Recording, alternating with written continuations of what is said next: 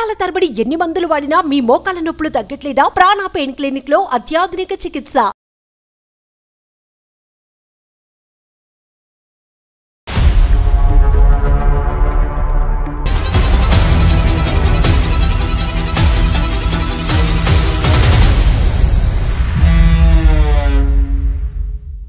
ముప్పై నిమిషాలలో నొప్పి లేకుండా వేడికోస్ వెయిన్ చికిత్స. ఆవేశ హాస్పిటల్, హైదరాబాద్. మెడిసి హాస్పిటల్స్ సమర్పించు అందమైన జీవితం కార్యక్రమానికి స్వాగతం. నమస్తే కళ్యాణ్ గారు. నమస్తే జయ గారు. కళ్యాణ్ గారు, మనకు ఒక మెయిల్ వచ్చిందండి. కృష్ణ అనే ఆయన చేశారనమాట. అతనికి భార్య మీద ప్రేమ ఉందో అర్థం కావట్లేదు, అనుమానం ఉందో అర్థం కావట్లేదు, అన్ని పీక్స్ లో ఉన్నాయండి. సో దాన్ని ఎట్లా ఏం చేయాలనేది అతనికి అర్థం కావట్లేదు, ఎక్కడ బ్యాలెన్స్ చేసుకోవాలో తెలియట్లేదు, చాలా సతమతం అయిపోతున్నాడండి. ఏం పేరు అన్నారు మేడం? కృష్ణ అండి. కృష్ణ గారు మనకి ఈమెయిల్ చేశాడు, ఒకసారి మీతో మాట్లాడించాలని. సో మనకి నెంబర్ ఇచ్చారు, ఒకసారి కాల్ చేసేద్దామండి. చేయండి తప్పకుండా జయ గారు. Will help him. Hello. Hello, ఎవరండి? నమస్తే అండి కృష్ణ గారు, నేను జయానండి, అందమైన జీవితం ప్రోగ్రామ్ నుంచి కాల్ చేస్తా ఉన్నాను. మేడం మేడం చెప్పండి. బాగున్నారా కృష్ణ గారు? ఏదో ఉన్నాం మేడం, కొన్ని రోజులు ఉంటే తర్వాత ఫోన్ చేయాలంటే నేను ఖచ్చితంగా పిచ్చి హాస్పిటల్లో ఉండాలి. అయ్యయ్యో అయ్యయ్యో, అట్లా ఏం ఉండదండి. జీవితం ఎప్పుడు ఎత్తు పల్లాలు ఉంటానే ఉంటాయి, కష్ట సుఖాలు ఉంటానే ఉంటాయి. మీ గురించి నేను బ్రీఫ్గా చెప్పాను అంతే, చాలా చాలా తక్కువగా మాట చెప్పాను కళ్యాణ్ గారికి. డాక్టర్ కళ్యాణ్ గారు ఉన్నారు స్టూడియోలో, ఒకసారి మాట్లాడతారా? ఇవ్వండి మేడం. నమస్తే కృష్ణ. నమస్తే సార్. చిన్నపిల్లడు పెద్దోడు ఎంత నీ వయసు? నా వయసు 28 సంవత్సరాలు సార్. 28 years. చిన్న చెప్పినా ఏంటి సమస్య? నేను ఒక అమ్మాయిని లవ్ చేసి పెళ్లి చేసుకున్నాను సార్. 1 year పాటు రిలేషన్షిప్ లో ఉన్నాము. ఆ తర్వాత పెళ్లి అయ్యి కూడా నాకు 1.5 year అయింది. 1.5 year. వేరే ఏ గొడవలు లేవు సార్. పెళ్లి రోజు గాని, బర్త్డే గాని, పండగలు గాని, లేదా సండేస్ టైమ్స్ లో గానీ, ఇలాంటి టైమ్స్ లో బయట వెళ్తున్నా అని చెప్పి వెళ్ళిపోతుంది సార్. ఎక్కడికి వెళ్తున్నా, ఎవరితో వెళ్తున్నా తెలియదు సార్. అన్ఎక్స్పెక్టెడ్. ఒక్కతే సార్. నేను డ్రాప్ చేస్తా అంటూ లేదంట సార్, గుడికి వెళ్తానంటది. కానీ గుడికి వెళ్ళి వచ్చేటప్పుడు కనీసం కొబ్బరికాయో, ప్రసాదమో, పువ్వో, పండో, లేదా కనీసం బొట్టు కూడా ఉండదు సార్. లేదా ఫ్రెండ్ వాళ్ళ ఇంటికి వెళ్తాను అంటది. తనకున్నదే 2 ఫ్రెండ్స్. ఆ 2 ఫ్రెండ్స్ లో 2కి కాల్ చేసిన అన్నయ్య మా ఇంటికి రాలేదు, అన్నయ్య మా ఇంటికి రాలేదు. సరే, తిరిగి వచ్చిన తర్వాత ఎలా ఉంటుంది ఆవిడ? అంటే మామూలు మంచి మూడ్ లోనే ఉంటుందా? నేచురల్ గా ఇంటి పనులు అవన్నీ చేసుకుని కొద్దిగా ఏమైనా మామూలుగానే ఉంటుంది సార్. కానీ నేను ఆ ఒక్క మాట అడిగితే మాట దాటేస్తుంది సార్, ఏదో ఒక మాట మాట్లాడేస్తుంది. మరి మీరు ఎప్పుడు టైట్ చేయలేదా? అంటే అడిగే పరిస్థితి? స్ట్రిక్ట్ గా కూడా అడిగాను, బట్ ఎప్పుడు కూడా సరే ఒక్కసారి కూడా నాకు ఆన్సర్ ఇవ్వలేదు. నేను అడిగిన క్వశ్చన్ కి అయితే ఆన్సర్ ఇవ్వలేదు, అంటే ఏదో ఒకటి మాట్లాడేది. 1 year పాటు లవ్ చేస్తున్నటువంటి క్రమంలో ఇటువంటి పరిస్థితి ఎప్పుడన్నా మీకు ఎదురైందా? లవ్ చేస్తున్నప్పుడు అంటే నేను తన 24/7 నా దగ్గర ఉండదు కదా సార్. ఆ టైంలో నేను నా స్వార్థం ఏంటో తెలుసా మేడం? అదే ఒక ఫ్యామిలీ నుంచి వచ్చిన అమ్మాయి అంటే వాళ్ళ నాన్నకి, వాళ్ళ అమ్మకి, వాళ్ళ అన్న తమ్ముళ్ళకి ప్రేమ పంచాలి. అదే ఒక అనాథ అయితే తన ప్రేమంతా నాకే వస్తుంది కదా మేడం. అంతటి స్వార్థపరుని మేడం నేను. చాలా అంటే చాలా 3 jobs మారాను ఇప్పటికి. అంటే ఏంటన్న జాబ్స్ మారడానికి ఏంటి? స్ట్రెస్ వల్ల, లేదంటే ఊర్లు స్ట్రెస్ వల్ల సార్. స్ట్రెస్ వల్ల. అంటే అకేషన్ వచ్చినప్పుడు మీరు ఫీల్ అవుతున్నారు, తను ఫీల్ అవుతున్నారు, మీరు అడిగితే అంతే అక్కడతో కట్ ఆఫ్ చేసి మీ ఇద్దరు ప్రయాణం మళ్ళీ సాఫీగా ముందుకెళ్ళిపోతుంది. కాబట్టి ఎప్పుడు కూడా ఈ ఇష్యూ ఒక సీరియస్ మ్యాటర్ మీ ఇద్దరి మధ్యన అవ్వలేదేమో అని అనిపిస్తుంది. మీ లోపల మీరే కుంగిపోతున్నారు. అవును సార్, తను నేను గట్టిగా అడగలేను. పోనీ మీ సైడ్ ఎవరున్నారు నాన్న? అంటే అమ్మాయి సైడ్ తను అనాథ కాబట్టి ప్రేమంతా నాకే కాల్ ఉన్నారు సార్. అమ్మ నాన్న ఉన్నారు, బట్ వాళ్ళకి చెప్తే ఎక్కడ నా వాళ్ళు ఏమనుకుంటున్నారంటే అరే వీళ్ళు సంతోషంగా హ్యాపీగా ఉన్నారు అని అనుకుంటున్నారు. సో వాళ్ళ ఆ భ్రమణాలనే బతకనివ్వండి అనేసి నేను వాళ్ళకి ఏం చెప్పట్లేదు. వాళ్ళకి చెప్పి వాళ్ళు నా వాళ్ళు ఎందుకు బాధపడ్డాం. ఎప్పుడన్నా ఫాలో అయ్యారు నాన్న తన్ని? ఎక్కడైనా ట్రాక్ చేశారా? ఫాలో అవ్వలేదు కానీ సార్, ఎప్పుడన్నా టెంపుల్ కి వెళ్తా అన్నప్పుడు, నాకు ఏదైనా పని పడాలో వెళ్ళినప్పుడు అక్కడ టెంపుల్లో ఉండదు సార్. ఈ డౌట్ ఏంటి నాన్న? అంటే ఇప్పుడు మీరు చేయడానికి మీ లోపల ఉన్న ఇన్నర్ కాన్షియస్ మీకు ఏమని చెప్తున్నారు? నా ప్రాబ్లం ఏంటంటే, ఒకటి నాతో ఏదైనా అన్కంఫర్టబుల్ ఫీల్ ఉండాలి. ఓకే. లేదు 2 తను ఎవరితో అన్నా ఇల్లీగల్ ఉండాలి. ఎవరి వల్లన్నా ఇబ్బంది పడుతూ నాకు చెప్తే నేనేమన్నా ఫీల్ అవుతానేమో అని అయి ఉండాలి. ఈ మూడిట్లో ఏదని నాకు అర్థం కావట్లేదు. ఎవరన్నా అంటే ఇక్కడ చూడండి, ప్రాబబిలిటీ ఈజ్ వెరీ రేర్. అంటే ఎంత రేర్ అంటే కనుక నిజంగా ఒక ఇల్లీగల్, ఒక అక్రమ సోకాల్ సంబంధం పెట్టుకునేటటువంటి ఆడపిల్ల ప్రతిరోజు కలవాలని పరితపిస్తూ ఉంటుంది. ఒకప్పుడు అలా బయటకు వెళ్ళకపోయినా ఇంట్లో ఉన్నప్పుడైనా ఫోన్లో మాట్లాడటం కానీ, మెసేజ్లు చేయటం కానీ, ఏదో విధంగా ఇంకో మాట్లాడుతూ ఉంటుంది సార్. ఫోన్ లో ఎప్పుడన్నా నేను కాల్ చేసినప్పుడు బిజీ వస్తుంది. సో ఆ టైంలో టైం డ్యూరేషన్ ఉంటుంది కదా, ఆ డ్యూరేషన్ టైం నేను ఎప్పుడైనా ఇంటికి వెళ్ళినప్పుడు చెక్ చేస్తే ఆ డ్యూరేషన్ కాల్ లాగ్సే ఉండవు, డిలీట్ చేస్తాను. ఈ వైఫ్ గురించి నువ్వు వన్ ఇయర్ పాటు ప్రేమించినటువంటి ఒక అమ్మాయి గురించి ఎంతవరకు నీ మనస్సాక్షి ఆ అమ్మాయికి వేరే ఏదైనా సంబంధం ఉండుండొచ్చని ఎంతవరకు యాక్సెప్ట్ చేస్తుందని? అది ఉందా? అటువంటి ప్రాబిలిటీ ఉండొచ్చా? అంటే అది చాలా రేర్ సార్. Right, okay. నేను ఎందుకు ఈ ప్రశ్న అడిగానంటే కృష్ణ, ఎందుకంటే ఈరోజు సుమన్ టీవీ అందమైన జీవితం ద్వారా ఏంటంటే మిమ్మల్ని ఏదో కలిపేటటువంటి ప్రయత్నం చేయాలి, కానీ ఒక కొత్త కథని మీ ఇద్దరి మధ్యన క్రియేట్ చేయకూడదు. ఒక అనుమానం అనేటటువంటి కథ, మీ భర్త నీ మీద అనుమానం పడుతున్నారు, 6 గంటల్లో ఎక్కడికో వెళ్తున్నావు అనేటటువంటి ఆలోచనతో అతను అడగలేక మా చేత అడిగించాడు అని మేము మొదలు పెట్టామనుకోండి, రేపొద్దున మీ ఇద్దరి మధ్యన వేరే భారతం అనేది మొదలవుద్ది. ఒకప్పుడు ఆ అమ్మాయి ధిక్కరిస్తే కనుక, ఏ సమాధానం చెప్పకుండా ఫోన్ పెట్టేస్తే కనుక నెక్స్ట్ ఏంటి అనేటటువంటి దానికి నువ్వు మెంటల్గా ప్రిపేర్ అయ్యి ఉన్నావా? చెప్పొచ్చు, చెప్పకపోవచ్చు. 1.5 year ప్రేమించినటువంటి నీ స్థాయి వ్యక్తికే చెప్పని దానికి నాకెందుకు చెప్తుంది డాక్టర్ కళ్యాణ్ చక్రవర్తి? ఏమో నా యొక్క అనుభవం బట్టి, నేను అడిగే విధానం బట్టి, నా మీద ఉండే గౌరవం బట్టి చెప్తే చెప్పొచ్చు. చెప్పకపోయినా కూడా ఆ కథను అలా పక్కన పెట్టేసి రెస్ట్ ఆఫ్ యువర్ లవ్ స్టోరీని కంటిన్యూ చేసేదానికి అవకాశం ఉందా? తర్వాత డిసైడ్ చేద్దాం సార్. నాకైతే ఏ ఆలోచన లేదు, నాకు అసలు ఏం అర్థం కావట్లేదు. బ్లైండ్ గా ఉన్నాడు అంతేనా కృష్ణ? మీకేం అర్థం కావట్లా? అవును మేడం. డాక్టర్ కళ్యాణ్ చక్రవర్తి మాట్లాడిన తర్వాత కూడా, అందమైన జీవితం ఇన్వాల్వ్ అయిన తర్వాత కూడా సమాధానం రాలేదు కాబట్టి ఇదేదో భయంకరమైనటువంటిది, ఇక్కడ ఏదో జరిగిపోతుంది అనేటటువంటి అన్నెసెసరీ కన్క్లూజన్స్ మాత్రం దయచేసి రావద్దు. Okay right, good. మరి ఒకసారి తనతో మాట్లాడదామా కృష్ణ? మాట్లాడదాం మేడం. మెయిల్ లో నేను నెంబర్ మెన్షన్ చేస్తాను, మీరు ఒకసారి చేయరా? కృష్ణ మీరు లైన్ లో ఉండండి, నేను ఒకసారి ఐశ్వర్యకి కనెక్ట్ చేసి మాట్లాడతాను. ఓకే.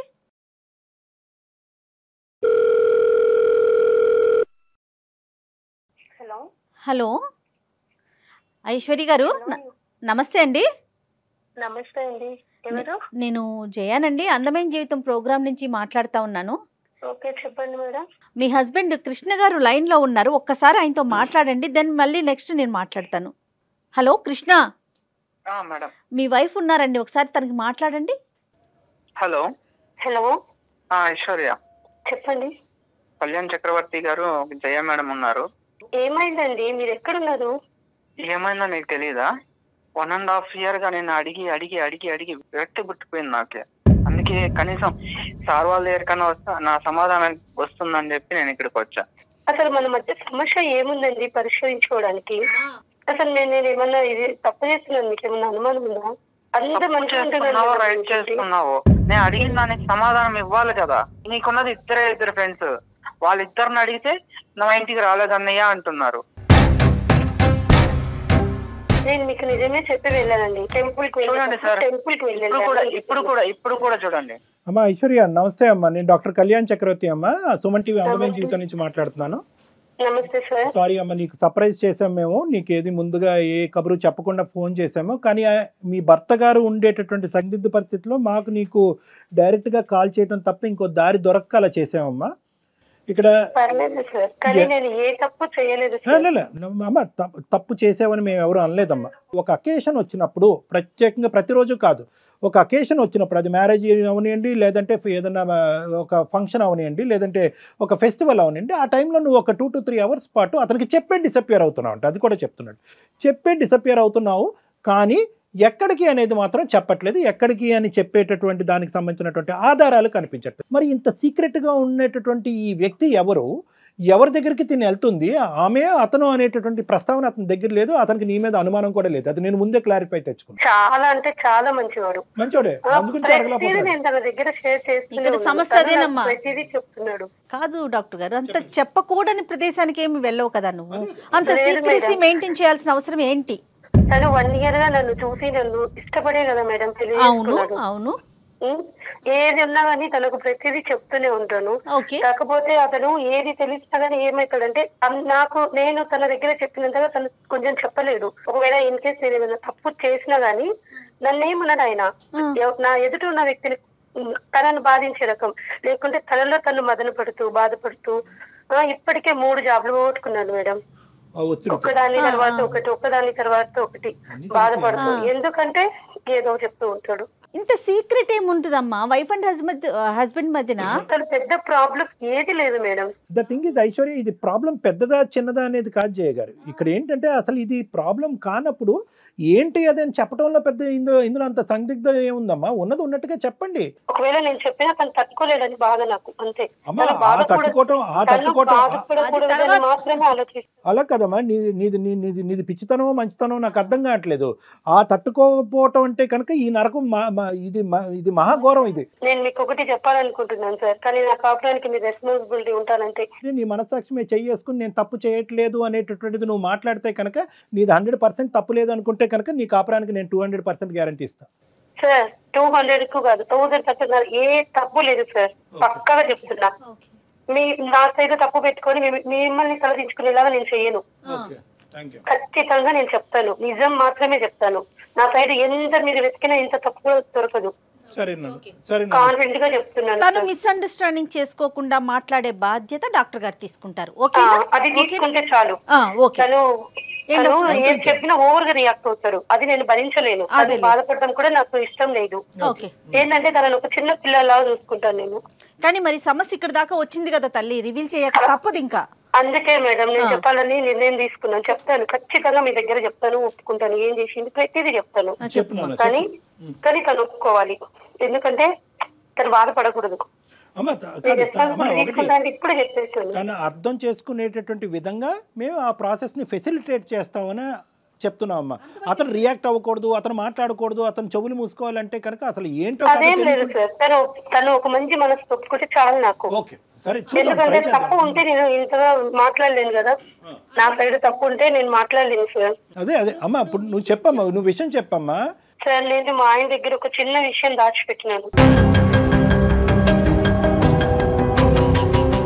అది ఒక్కటే నేను చేసిన తప్పితే ఇంకేది లేదు. నేను ఒక నెంబర్ కు కాల్ చేస్తాను, మీరు మాట్లాడండి, మొత్తం మీకే తెలుస్తుంది. కాదు మా నెంబర్ కి కాల్ చేయటం ఏంటి? నువ్వు చెప్పు, అసలు ఏం జరిగిందో నువ్వు చెప్పట్లేదు. అటు ఆయనకి దాచావు, ఇటు డాక్టర్ గారు అడుగుతుంటే దాస్తున్నావు. దాయడం లేదు, దాసేదాన్ని అయితే నెంబర్ కి కాల్ చేస్తానని నేను అనను మేడం. ఒక నెంబర్ కు కాల్ చేస్తే డాక్టర్ గారు ఖచ్చితంగా మీకు అన్ని విషయాలు తెలుస్తాయి. ఎవరు మళ్ళీ ఏంటమ్మా ఈ సస్పెన్స్ థ్రిల్లర్ తట్టుకోలేకపోతున్నావు? అక్కడో సస్పెన్స్, ఇక్కడో సస్పెన్స్, ఇప్పుడు మళ్ళీ ఇంకో ఫోన్ కాల్ అంటున్నావు. సరే, నీ సమస్య మీ ఇద్దరి మధ్యన సమస్యకి పరిష్కారం ఉంటే కనుక మరి ఆ సస్పెన్స్ కూడా మేము చూడటానికి రెడీగానే ఉన్నాం. కలుపమ్మా. కాన్ఫరెన్స్ లోకి తీసుకుంటావా? తీసుకోండి. ఇప్పుడు తన కాపురానికి మీరు బాధ్యత అన్నారు. సో తప్పు జరగనంత వరకు ఓకే మీరు చూసుకుంటామన్నా, మళ్ళీ ఇంకొక కాల్ ఏంటో అర్థం కాలేదు. మరి హలో సార్, చూసారా? నా అనుమానమే నిజమైంది. ఎవరో ఉన్నారు. ఎవరమ్మా అవతల ఎవరున్నారో మాట్లాడమని వినండి సార్, ప్లీజ్ ఫస్ట్ వినండి. ఫస్ట్ నువ్వు కూల్ గా ఉండు. అదే కదా నా మీద నిందలు మోపకండి, ఒక్కసారి వినండి. సార్ నమస్కారం సార్, నా పేరు కల్పన, నేను ఒక ట్రాన్స్జెండర్ ని. తను ఐశ్వర్య నా బిడ్డ సార్.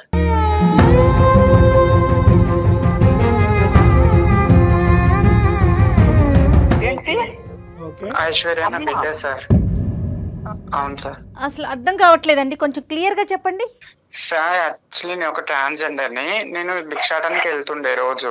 తను ఐశ్వర్య ఒక బస్ స్టాప్ లో దొరికింది నాకు. 2 years ఉంది తనకి. అయితే నేను తనని ఆ రోజు నేను తీసుకెళ్లి నా దగ్గర పెట్టుకుని 1 నెల రోజులు నేను చూశాను. తన వాళ్ళు ఎవరైనా వస్తారేమో దోలాడుకుంటూ వాళ్ళకి ఇచ్చేద్దాం అనేసి. నేను రోజు చూసినా కూడా ఎవరు రాలేదు. సో రాకపోవడంతో నేను తనని పెంచుకున్నాను.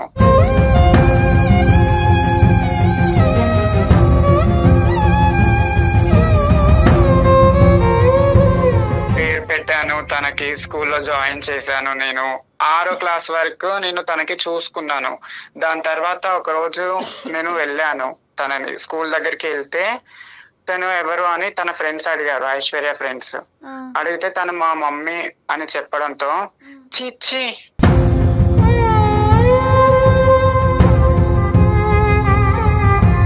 ఏంటి తను మీ మమ్మీయా? తను ఒక ట్రాన్స్జెండర్. ఛీ, మీ మమ్మీ అంటావేంటి నువ్వు? ఫ్రెండ్షిప్ చేయొద్దు మనం, వాళ్ళ అమ్మ ఒక ట్రాన్స్జెండర్ అని చెప్పేసి నా బిడ్డని దూరం పెడుతున్నారు.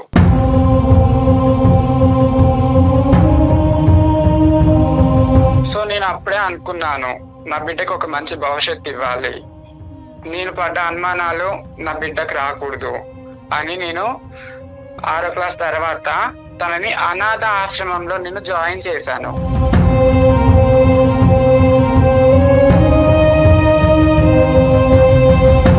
ప్రతి ఒక్క ఫీజు, తనకు కావాల్సిన బుక్స్ అన్ని ప్రతి ఒక్కటి నేను చూసుకున్నాను.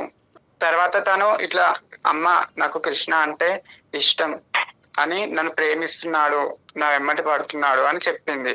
సరేలే నాన్న అని చెప్పి నేను మా ఐశ్వర్యకి తెలియకుండా కృష్ణని నేను ఎంక్వైరీ చేశాను. నా ద్వారా 1 సంవత్సరం ఎంక్వైరీ చేశా కృష్ణని. చేస్తే మంచి పిల్లోడు, మంచోడు, జాబ్ ఉంది, పర్లేదు, నా బిడ్డ హ్యాపీగా ఉంటుంది అని అప్పుడు నేను ఓకే చేశాను. ఓకే చెప్పాను నేను తనకి, సరే నాన్న చేసుకో, నువ్వు హ్యాపీగా ఉండు అని చెప్పి పెళ్లి చేశాను. తన పెళ్లి అప్పుడు కూడా నేను ఎక్కడో గుంపులో ఉండి నేను చూశాను.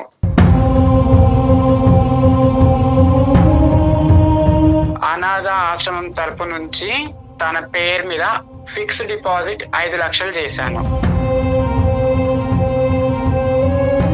కాదమ్మా, ఇప్పుడు ఇది ఓకే, ఇంతవరకు మీరు చేసినటువంటి ఒక వెనక నుండి ఓకే, ఒక తల్లి కూడా చేయనటువంటి త్యాగం ఒక పెద్ద మనసుతో మీరు చేశారు, దానికి మేమందరం కూడా హ్యాట్స్ ఆఫ్. కానీ ఇది పెళ్లి చేసుకునేటటువంటి భర్తకి దాచిపెట్టవలసినటువంటి అవసరం ఏముందమ్మా? ఇప్పుడు మంచి అబ్బాయి అన్నారు, అర్థం చేసుకునేటటువంటి మనసు ఉంది, ఈ అమ్మాయి చిన్నపిల్ల, తెలియనటువంటి మనస్తత్వం. ఒక పెళ్లి అనేటటువంటిది కంప్లీట్గా ఒక ట్రాన్స్పరెంట్ ప్లాట్ఫామ్ మీద ఉండాలా, ఉండకూడదా? నమ్మకం ఉండాలి సార్, కానీ ఈ సొసైటీ మమ్మల్ని నమ్మదు కదా. ఈ సొసైటీ ఏమంటుంది, ఒక దగ్గరికి వెళ్తాము సార్, మేము వెళ్తే మమ్మల్ని చూసి దూరం వెళ్ళిపోయే వాళ్ళు ఉన్నారు, పక్కన కూర్చుంటే లేచి వెళ్ళిపోయే వాళ్ళు ఉన్నారు. మీరు బాగానే ఉన్నారు కదా, పని చేసుకొని బతకొచ్చు కదా, ఇట్లా ఎందుకు అడుక్కోవడం మీరు? కాదు తల్లి, కృష్ణ ఐశ్వర్య ప్రేమించి పెళ్లి చేసుకున్నారు, ఒకరినొకరు అర్థం చేసుకుని పెళ్లి చేసుకున్నారు. ఆ ప్రేమలో త్యాగాలు అనేటటువంటి ఉంటాయి. నువ్వు చేసినటువంటి కార్యక్రమానికి బహుశా కృష్ణ హర్షిస్తాడేమో, అరే ఇంత గొప్ప మనిషి, సమాజం నీ వైపు వేలెత్తి చూపెడుతుందంటే కనుక ఈ వెనకాతల నుంచి తల్లిలాగా. నాకు తెలియదు కదా సార్, నా వల్ల నా అల్లుడు బిడ్డ దూరం కావద్దు, నా వల్ల ఇది నా బిడ్డ ఒంటరిది కావద్దు, మాది ఎట్లాగో ఒంటరి జీవితం. బట్ హౌ లాంగ్ అమ్మా? కాదు కల్పన గారు, ఎన్ని సంవత్సరాలు దాచిపెడతారు? ఎన్ని సంవత్సరాలు దాచిపెడతాం అనుకున్నారు? ఇప్పటికే ఆ అబ్బాయికి లేనిపోయిన ఆలోచనలు వచ్చాయి. చెప్పమ్మా, చెప్పమ్మా. ఇక్కడ ఇది ఎందుకు దాచిపెట్టిందో నేను చెప్పొచ్చు? చెప్పుమా, చెప్పు. లేదు సార్, ఒకసారి ఈయన షాపింగ్ మాల్కి వెళ్ళినాం, అక్కడ ట్రాన్స్జెండర్ చూసి ఈయన ఎంత విసుక్కున్నాడంటే, అతను దగ్గరికి వచ్చేసరికి చాలా అంటే చాలా చిరాకు పెట్టిండు ఫేస్ మొత్తం. తన మెంటాలిటీ అలా ఉంది. దాని వల్ల నేను చెప్పలేకపోయాను సార్. వాళ్ళ గురించి కొంచెం మంచి చెప్పి ఇది నా పరిస్థితి అని చెప్పడానికి నేను చాలా సార్లు ప్రయత్నం చేసినాను సార్. అసహ్యం కలిగినటువంటి ఒక వ్యక్తి అంటే ఈ పరిస్థితుల్లో అతను ఏవో కొన్ని ఎక్స్పీరియన్సెస్ వల్ల, లేదంటే అతను చూడకూడదు ఏమైనా చూడటం వల్ల అతనికి ఒక బ్యాడ్ ఇంప్రెషన్ ట్రాన్స్జెండర్స్ మీద పడింది. కానీ నీ జీవితంలో ఒక ట్రాన్స్జెండర్, ఒక ఆడపిల్ల యొక్క, ఒక అనాథ అయినటువంటి ఒక ఆడపిల్లకు ఒక తల్లిలాగా నిలబెట్టి జీవితంలో ముందుకు పంపించిందని ఒక గొప్ప ఎగ్జాంపుల్ చెప్తే కనుక బహుశా అతని ఆలోచన శైలి మారిపోయి ఉండేదేమోనమ్మా. ట్రాన్స్జెండర్స్ మీద ఒక మంచి అభిప్రాయం వచ్చి ఉండేదేమో, వాళ్ళలో కూడా ఒక దయాగుణం, ఒక త్యాగగుణం ఉందనేటటువంటి ఆలోచనకు వచ్చి ఉండేవాడేమో. నిజమే సార్, అందుకే నేను వాళ్ళలో ఉన్న మంచితనం చెప్పడానికి కూడా నేను చాలా సార్లు ప్రయత్నం చేశాను. కనీసం వాళ్ళు ఊపే ఎత్తనియడు సార్ ఇంట్లో. ఇప్పుడు మనకి ప్రధానంగా కావాల్సింది కృష్ణ యొక్క రియాక్షన్ కావాలి నాకు ఇక్కడ. కృష్ణ, నీ రియాక్షన్ ఏంటి? ఇప్పుడు ఆవిడ ఒక ఫోన్ కాల్ కలిపింది, ఆ ఫోన్ కాల్లో ఒక మగగంతుకు లాంటిది వినిపించేటప్పటికి, అదిగో మేడం ఒక అబ్బాయి మాట్లాడుతున్నాడు బ్యాక్గ్రౌండ్ చూసారా, నేను అనుకున్నది నిజమైందని అన్నారు. కానీ అది నిజం కాదు. మీరు మాట్లాడుతుంది ఆ అమ్మాయి తల్లికి మించినటువంటి ఒక తల్లితో మీరు మాట్లాడుతున్నారు. ఇప్పుడు మీ అభిప్రాయం ఏంటో నాకు చెప్పండి. అవును సార్, నాకు వాళ్ళంతా చిన్నప్పటి నుంచి ఒక భయం సార్. వాళ్ళు వచ్చి ఆ క్లాప్స్ కొడుతుంటే నాకు అట్లా షివరింగ్ అయిపోయేది. తను నాతో ఉండాలనుకుంటే వాళ్ళ అమ్మను వదిలేయమని చెప్పండి, లేదు వాళ్ళ అమ్మ కావాలనుకుంటే నన్ను వదిలేసి వెళ్ళిపోమని చెప్పండి సార్. కాదండి, దానికి కారణం ఏంటి? ఒకటి కృష్ణ, ఇక్కడ ఏంటంటే దేనికైనా ఒక బలమైనటువంటి కారణం ఉండాలి. మీ పర్సనల్గా మీరు ఒక ఎల్జీబీటీ గ్రూప్ని ఏ విధంగా చూస్తున్నారో does not equate to how Aishwarya looks at an LGBTQ group. ఆ అమ్మాయికి ఒక ప్రాణాన్ని ఇక్కడ నేను ఐశ్వర్య ఏదైనా తప్పు చేసిందంటే, కల్పన గారు ఏదైనా ప్రీమెచ్యూర్గా అనాలోచితంగా చేశారు అంటే కనుక మీకు చెప్పకపోవటం అనేటటువంటిది ఒక ప్రధానమైనటువంటి అంశం. అందుగురించి నేను అన్నాను, ఎంతకాలం దాచిపెడదాం అనుకున్నారంటే కనుక ఒక కూతురు అల్లుడి మధ్యన నేను ఒక ఇదిగా అవ్వకూడదమ్మా, ఇంతకాలం నేను ఇంత కష్టపడి పెంచినటువంటి నా కూతురు జీవితాన్ని నాశనం చేసినటువంటి ఒక తల్లిగా నాకు ఒక చరిత్రలో నేను ఉండకూడదు అనే ఆలోచనతో నేను వెనక నుంచే ఇప్పటికీ జీవితాంతం వెనక నుంచే నడపాలి అన్నటువంటి ఆలోచనని, అందులో మంచి ఉంది అనేది 99% మంది సమాజం నమ్మినా కూడా 1% మందిలో నేను ఒకనేమంటానంటే, అమ్మ పెళ్ళి అంటే కనుక నీతిమైనటువంటి పెళ్ళే కదమ్మా, ట్రాన్స్పరెంట్గా ఉండాలి కదా, నమ్మకం అనే బేస్మెంట్ మీద నడిచేది కదా, అన్నీ చెప్పుకుంటే కనుక అబ్బాయిని మనసు మార్చచ్చు కదా అనేటటువంటి ఒక్క అంశంలోనే ఆవిడ వైపు నేను వేలెత్తి చూపెట్టా. కానీ ఈరోజు ఆవిడ చాలా ముఖ్యమైనటువంటి పాత్రలో ఉంది, ఐశ్వర్యకి చాలా ముఖ్యమైనటువంటి పాత్రలో ఉంది. మీ అభిప్రాయం ఐశ్వర్య అభిప్రాయం అవనవసరం లేదు. మీరేం చూసారో నాకు తెలీదు, ఎందుకు వాళ్ళని చేదరించుకుని అసహించుకుంటున్నారో నాకు తెలీదు, ఎందుకు కింద నుంచి పై వరకు మీ శరీరం వణుకుతుందో నాకు తెలీదు. కానీ ఈరోజు ఐశ్వర్యకి ఆ అమ్మాయి ప్రాణం పోసింది, ఆ తల్లి పాత్రలో పోషిస్తూ ప్రాణం పోసింది. లేదంటే ఎవరి చేతుల్లో పడి ఉండేదో ఐశ్వర్య ఈరోజు, ఏమై ఉండేదో. ఈరోజు చదువుకుని ఒక క్వాలిఫికేషన్ వచ్చి నీలాంటి ఒక మంచి వ్యక్తితో పెళ్లి చేసుకుని ఒక ప్రయాణం కొనసాగటానికి ముఖ్య కార్యక్రమాలు భగవంతుడికి మించినటువంటి భగవంతుడు ఎవరన్నా ఉన్నారు అంటే కనుక అది కల్పన గారు. మా అత్తగారు ఒక ట్రాన్స్జెండర్ అంటే మా ఫ్యామిలీ కానివచ్చు, లేదంటే సొసైటీ కావచ్చు, నన్ను వేరేలా చూస్తుంది సార్. సో నేను అది తీసుకోలేను. Let us take another hypothesis. ఇంకో ఒక నిమిషం ఐశ్వర్య, నాకు కృష్ణతో నేను డీల్ చేయాలి, కృష్ణ మీద నాకు కోపం లేదు. కృష్ణ కన్ఫ్యూజన్లో ఉన్నాడు కాబట్టి కన్ఫ్యూజన్ క్లారిటీలోకి తీసుకురావాల్సిన బాధ్యత నా మీద ఉంది. ఎందుకంటే మీ కాపురాన్ని నిలబెడతానని నేను ప్రామిస్ చేసిన తర్వాత నువ్వు కల్పన గారికి ఫోన్ కలపడం జరిగింది. కృష్ణ, ఒకప్పుడు ఈ అమ్మాయిని పెంచి ఈ స్థాయి వరకు తీసుకొచ్చినటువంటి వ్యక్తి కల్పన గారు ఒక ట్రాన్స్జెండర్ అనేటటువంటి అంశం మీరు గాఢంగా ప్రేమించుకుంటున్నటువంటి ఆ సంవత్సరంలోనే బహుశా ఐశ్వర్య వచ్చి నీకు చెప్పుంటే కనుక అప్పుడు ఏమని ఉండేవాడివి? సార్ నా ప్రేమ కాదు సార్, ఇప్పుడు తను మా అత్త అని చెప్పుకొని ఎలా చెప్పుకోగలుగుతాను సార్ నేను? అత్త కాదు ఎవరు కాదు. ఈ అమ్మాయి ఈరోజు ఇది దాచిపెట్టకుండా మీరిద్దరు ప్రేమించుకున్నటువంటి క్రమంలో మన ప్రేమను నువ్వు యాక్సెప్ట్ చేసావు, మన ఇద్దరు ఇంత గాఢంగా ప్రేమించుకుంటున్నావు, మన ఇద్దరు ముందుకెళ్ళి పెళ్లి చేసుకోబోతున్నావు. అయితే నీకు ఒక ముఖ్యమైనటువంటి అంశం చెప్పాలి, నా తల్లికి మించినటువంటి తల్లి నా జీవితంలో ఒక ట్రాన్స్జెండర్ ఉంది, ఆవిడే కల్పన అనేటటువంటి అంశం నీకు చెప్పుంటే నువ్వు ఈ ప్రేమ నుంచి విత్డ్రా అయిపోయి ఉండేవాడా, నీకు నాకు పచ్చి అని ఉండేవాడువా? సార్ అప్పుడైతే ఏమో తెలియదు సార్, ఇప్పుడైతే నేను యాక్సెప్ట్ చేయలేను సార్. మా ఇంట్లో వాళ్ళకి నేనేం చెప్పుకోవాలి సార్? ఒకటి, మీ ఇంట్లో వాళ్ళకి ఏం చెప్పాలి అనే ముందు నీ మనస్సాక్షికి ఏం చెప్తావు అనేటటువంటిది ముఖ్యమైనటువంటి అంశం. మీ ఇంట్లో వాళ్ళకి చెప్పి నువ్వు ఐశ్వర్యాన్ని లవ్ చేయలేదు, గుర్తుపెట్టుకో. నీ మనసుకు నచ్చింది కాబట్టి ప్రేమంతా నాకే ఇవ్వాలి అనేటటువంటి ఆలోచనతో ప్రత్యేకంగా ఒక అనాథాశ్రమంలో ఉండేటటువంటి అమ్మాయిని ప్రేమించుకోవాలనే వెనకాతలు నీకు ఉండేటటువంటి ఒక మంచి ఉద్దేశం ఈరోజు చెడగొట్టాలి అనేటటువంటి ఆలోచనతో ఉండద్దు. ఎందుకంటే నీ మనస్సాక్షిలో ఉన్నది ప్రధానమైనటువంటి అంశం ఎవరంటే కనుక ఐశ్వర్యకి నచ్చినటువంటి అందరి వ్యక్తులు కూడా నువ్వు ప్రేమించాలి, అందరి వ్యక్తులు కూడా నీ మనుషులు అవ్వాలి కాదా? వాళ్ళు ఎవరైతే ఏంటి, ఏ జెండర్ అయితేనేంటి, వాళ్ళు ఏమైనా శాపగ్రస్తురా? ట్రాన్స్జెండర్స్ అంటే శాపగ్రస్తులా? వాళ్ళ కర్మకాలికి అలా మారారా? వాళ్ళకి దిక్కులేక అలా మారారా? వాళ్ళు మనుషులు కాదా? కృష్ణని మీకు తెలుసో లేదో చాలా ఉన్నతమైన స్థానాల్లో ట్రాన్స్జెండర్స్ ఉన్నారండి ప్రజెంట్. ఇక్కడ ముఖ్యంగా గుర్తుపెట్టుకోండి, మీ మనస్సాక్షి ఐశ్వర్యను ఎంత యాక్సెప్ట్ చేస్తుందో కల్పన గారిని కూడా అంతే యాక్సెప్ట్ చేస్తుందా లేదా అనేటటువంటిది ఫస్ట్ జీర్ణించుకోండి. దాని తర్వాత మీ పేరెంట్స్కి ఎలాగ అది డిఫైన్ చేస్తారు, ఈవిడ ఎంత త్యాగం చేసింది, ఎవరు ఈ ప్రపంచంలో వాళ్ళు మేలా ఫీమేలా, జెండర్ ఐడెంటిటీ వల్ల ట్రాన్స్జెండర్స్ అనేటటువంటి అంశం తీసి పక్కన పెడితే అక్కడ కామన్గా కలిసేటటువంటి చొక్క ఏదన్నా ఉందంటే కనుక అది మానవత్వం. సో కాబట్టి ఏంటంటే మానవత్వం అనేటటువంటి అంశాన్ని మీ పేరెంట్స్ తీసుకెళ్తే కనుక మనసున్న మనుషుల్లాగా వాళ్ళు అది కూడా యాక్సెప్ట్ చేస్తారు. ఇక్కడ కావాల్సింది మానవత్వం. ఒక అనాథ పిల్ల ఒక బస్ స్టాండ్లో ఉంటే కనుక అది కూడా ఏంటి, ఇవిడు వెళ్ళి ఎత్తుకుని కాజేయలేదు ఆ పాపని. నెల రోజుల పాటు అదే బస్ స్టాండ్లో పడిగాపులు కాసింది. ఆ ఆడపిల్లని, ఆ 2 సంవత్సరాల ఆడపిల్లని తీసుకుని ఆ అమ్మాయిని పావుగా వాడుకుంటూ భిక్షాటన చేయలేదు. ఆ అమ్మాయిని చదివించింది, స్కూల్కి పంపించింది, బట్టలు ఇచ్చింది, అన్ని సదుపాయాలు ఇచ్చింది. బహుశా ఒక కన్నటువంటి ఒక తల్లిదండ్రుల కంటే ఎక్కువగా చూసుకుని, అయ్యో నా వల్ల ఈ ఆడపిల్ల వైపు సమాజం అంతా ఏలు చూపెడితే కనుక ఇలా చీడపురుగులాగా నా కూతుర్ని చూడకూడదు అనేటటువంటి ఉద్దేశంలో తీసుకెళ్ళి తన కడుపును చంపుకుని, మనసును చంపుకుని వెళ్ళి అనాథాశ్రమంలో జాయిన్ చేసింది. అంటే ఏది ఒక ప్రేమ, ఒక బాండింగ్ డెవలప్ అయిన తర్వాత అనాథాశ్రమంలో పెట్టడం అనేటటువంటి దాని వెనకతలు ఎంత త్యాగం ఉంటుందో ఒక్కసారి అర్థం చేసుకో కృష్ణ. ఈరోజు ఆ అమ్మాయి పడినటువంటి ఆ కల్పన గారు పడినటువంటి ఆ మానసికపరమైనటువంటి క్షోభ ఏది, ఒక ఆడపిల్ల తన దగ్గరికి వచ్చింది, మళ్ళీ సమాజం గురించి నాకు ఆడపిల్ల ఎక్కడ అవమానం ఫీల్ అవుతుందని చెప్పి మళ్ళీ అనాథాశ్రమంకి దారదత్తం చేసింది. ఎంత క్షోభనన్నది, ఎంత బాధ.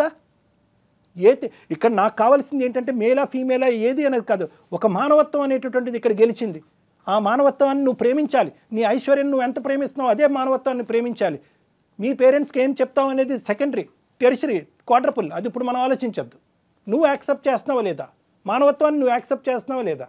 అంతటితో వదిలేదండి, కట్న కానుకలు ఇచ్చి పెళ్లి చేసి పంపించింది. ఎవరు చేస్తారు నాన్న, ఎవరు చేస్తారు? మీ పెళ్ళికి వచ్చి కూడా దగ్గరకు వస్తే కనుక ఈవిడ్ని మళ్ళీ ఎలా ట్రీట్ చేస్తారు, ఒక చీడ పురుగులాగా ఈ సమాజం ట్రీట్ చేస్తుంది అనేటటువంటి ఉద్దేశంతో చెట్ట చివరి కుర్చీలో కూర్చొని అక్కడి నుంచి సుఖీభవ అనుకుంటూ దీవించినటువంటి మహాపతివ్రత ఆవిడ. ఏం మాట్లాడతారు ఆవిడ గురించి? మనం మాట్లాడటానికి సరిపోతామా? జెండర్ కాదండి చూడాల్సింది కృష్ణ, డాక్టర్ గారు చెప్పినట్టు మానవత్వం చూడండి, కొంచెం కళ్ళు తెరవండి. Okay ma'am. ఓకే కాదు నాన్న, నీలో ఇంకేం సెకండరీ థాట్ అనేది ఉండకూడదు. నువ్వు యాక్సెప్ట్ చేయాలి. ఐశ్వర్యాన్ని ఎలా అయితే యాక్సెప్ట్ చేస్తున్నావో అంత గొప్పగా ఆలోచించేటటువంటి ఆ మనిషిని కూడా యాక్సెప్ట్ చేయాలి. వీళ్ళు దాగుడు మూతలుగా వెళ్ళి కలుసుకోవటం అనేటటువంటిది ఇంకా ఆపేసి ఆవిడ కూడా మీతో పాటు కలిసి ప్రయాణం చేసేటటువంటి విధంగా ఒక వాతావరణాన్ని తీసుకురండి త్వరలో. నాకు ఏం చెప్పాలో అర్థం కావట్లేదు సార్, మీరు ఇలా చెప్తున్నారు. నాకు ఆలోచించుకోవడానికి టైం కావాలి సార్. ఓకే కృష్ణ, ఆలోచించుకోవటానికి టైం తీసుకో. కల్పన గారు మీరేమంటారమ్మా?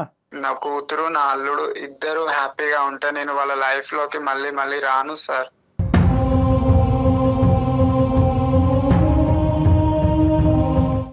ఎక్కడికన్నా దూరంగా వెళ్ళిపోతాను. నువ్వు అల్లుడు మంచిగా ఉంటే నాకు అదే చాలమ్మా.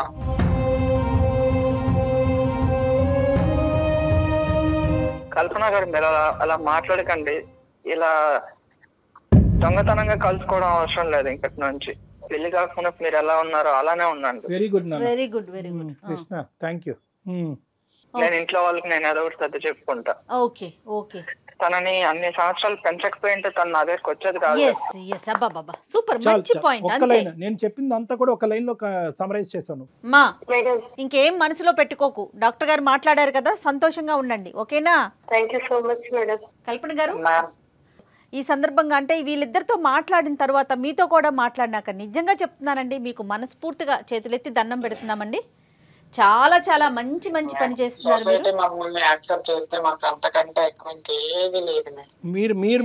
మీరు ఒక కల్పన గారు, మీరు చేసేటటువంటి మంచి కార్యక్రమాలకి పైన భగవంతుడు అనేవాడు ఎప్పుడు కూడా ఉంటాడు.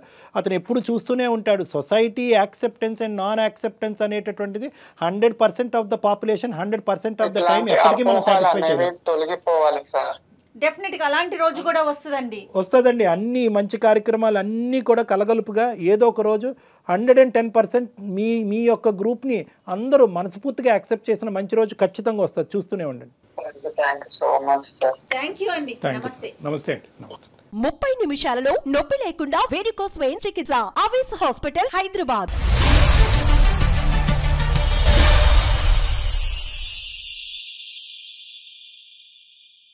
సుమన్ టీవీలో మీ పర్సనల్ అండ్ బిజినెస్ ప్రమోషన్స్ కోసం కింది నెంబర్కి కాంటాక్ట్ చేయండి.